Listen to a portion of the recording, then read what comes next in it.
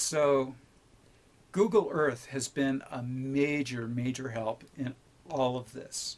Almost every episode, I rely on it for at least the initial logistics.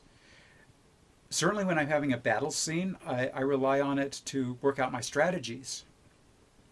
And also, it helps me map out what territories are owned by Skynet, which is most of them, and what territories are owned by the Raptors, and now the co-territory that's owned by Zira and the Raptors.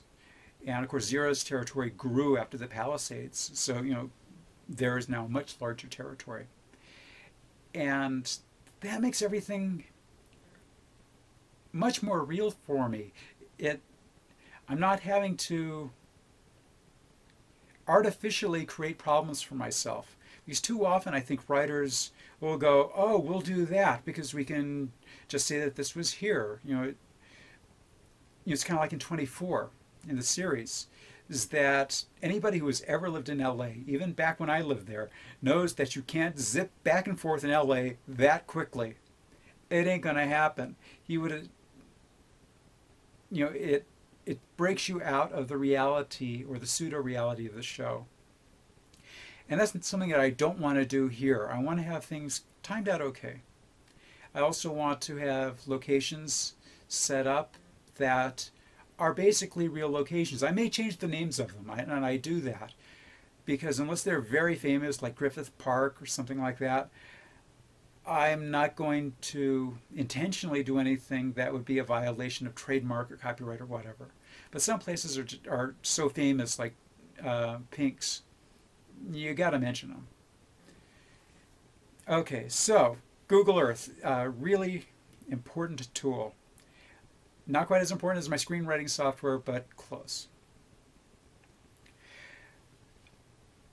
Some of you may be wondering why, when John was kind of scoping out Big Bear and the territory, why he shot, I want to say Raptor number 1 because that was the name I wrote for most of the script. I only changed the name at the end. JT. Why he shot JT like that. And really it was a pretty simple thing. John has now been in this world for, 2-3 months, something like that.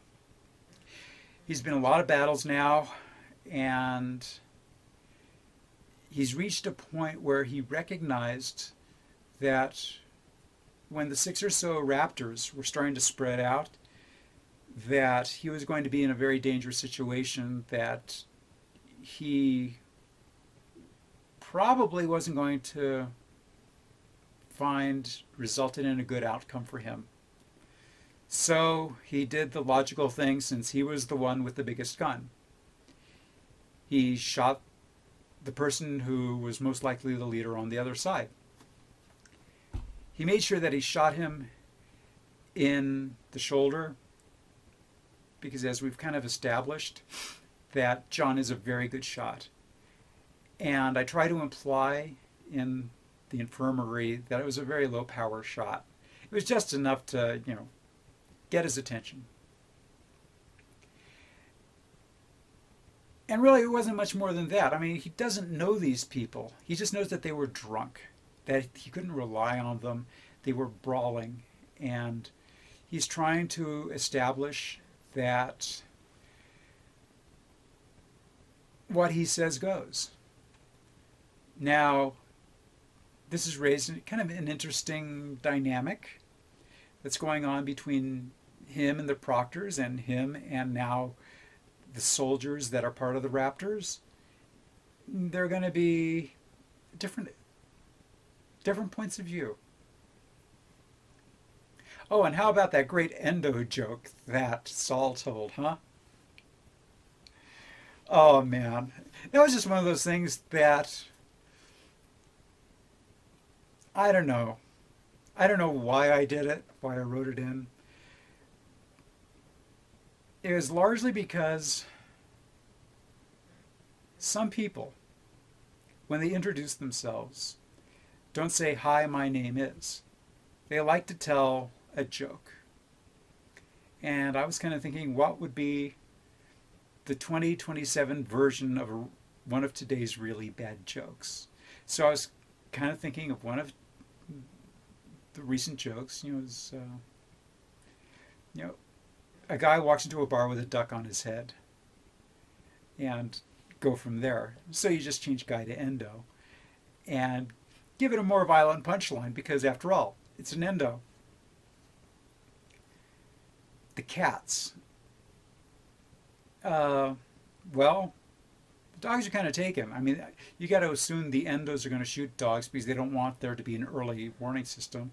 And certain resistance groups are going to collect dogs in order to be an early warning system. So while there are no doubt feral dogs, there are more likely going to be feral cats. So cats.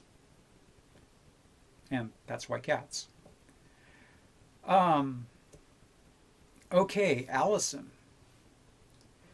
Allison, this episode is in transition.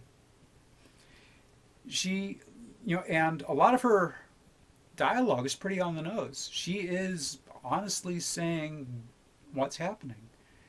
That getting kidnapped by Buttercup brought up some things that she had forgotten.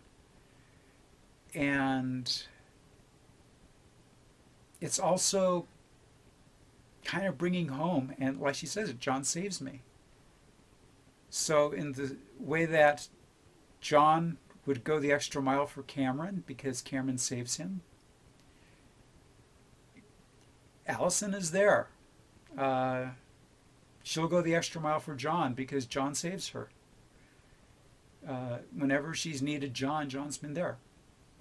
So, that's a lot of motivation. And it'll be interesting to see how that plays out now that things are going to start ramping up. The tension is going to certainly be rising in Zero Base. Allison and Weaver. I thought that this was an interesting dynamic, especially since Allison does not know that Weaver is a Terminator yet, as far as we know. I don't think she does. I mean, if she did, I don't think she'd be so happy to see Weaver. But Weaver has proven that she's a very adaptive machine, especially in the social realm. She comes across very unemotional. She doesn't tell a joke worth a darn, though maybe the endo and duck joke. But she does seem to have some understanding of humans.